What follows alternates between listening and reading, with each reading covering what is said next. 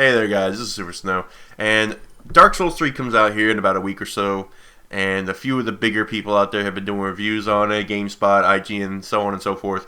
And I decided to watch a few of them. Of course, you get the obligatory 10 out of 10s, things like that. But then I went over to GameSpot's review, okay, and they gave it, blatantly, they gave it an 8 out of 10. And the only valid criticism, or I should say, the only criticism that really stuck out to me was he was talking about the bosses, how they were kind of like copy and paste every once in a while.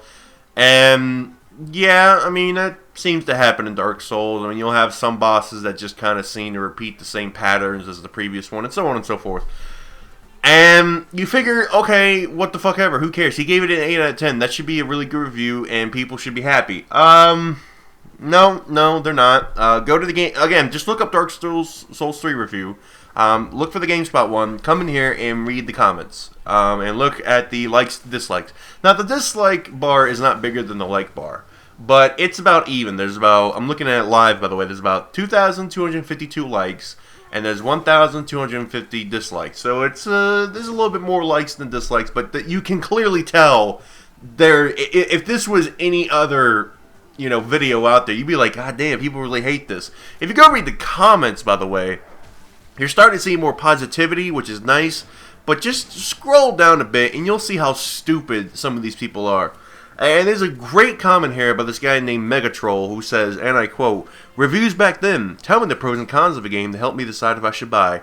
Reviews today," you're going to love this, "tell me what I want to hear and don't dare to say anything negative." Okay, he might not be from an English-speaking country, but what he's basically saying is, back in the day, okay, and I'm a bit of an old gamer. I'm in my 20s, so I was around when the PlayStation and such were going big.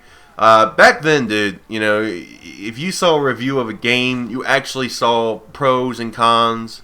A lot of places would try to be, you know, how they are today. They would try to do only positives, but you would still hear some of the downsides of the game, right? Right. And that was great. I mean, it never, unless the game was truly terrible, it never really affected the sales of a game. You were allowed to have an opinion on a game. But nowadays, you cannot ever say anything bad, any kind of negativity about any big popular game series. Let's say the newest Mass Effect comes out, right? And it's way better than Mass Effect 3, has a good ending, all that stuff. Great, big thumbs up. But a reviewer dares say that the combat is lacking, and he gives his review a 9 out of 10, guaranteed that person's going to get death threats. You want to know what else is funny? I was watching, or I remember back in the day when GTA 5 was coming out, right? And people were reviewing it, right? And this one, I think it was like a trans chick or something, I don't remember, it's been a long time now, but somebody was reviewing it, and they gave it a 9 out of 10, right? Which is still a really good score, and it's not going to affect the game sales at all. That person got so many death threats. I think they got fired from their job because of that. I remember Review Tech USA talking about that. But guys, it's an 8 out of 10 for Dark Souls 3. Do you honestly think this is going to affect the sales in any way, shape, or form? Okay? Clearly, you can clearly tell the guy really liked the game, and he pretty much blatantly said, go buy this game. Okay? He's not literally going to say that, but his review came out in a positive light, which means you are probably going to go buy it if you really were on the fence and watched this particular review. Okay, guys? I'm sorry to burst your fucking bubbles that you all live in these days, but no game is a 10 out of 10. Sorry to burst your bubble, kiddies, but that's not how life goes, okay? And stop living in that. You remember that episode of South Park where everybody's in their safe space, right?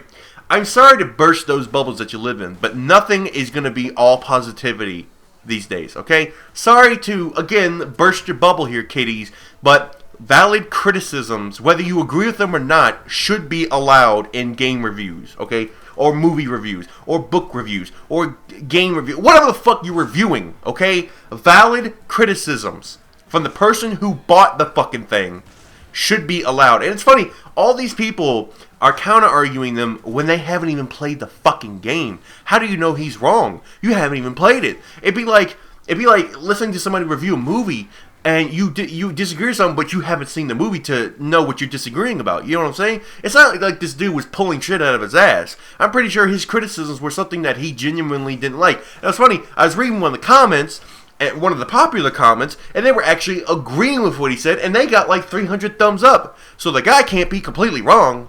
I don't know. Leave your thoughts in the comments, guys. Before I go on a big tangent here, this is Super Snow. This stuff is ridiculous and stupid. I'll see you guys on the next upload. Have a nice day.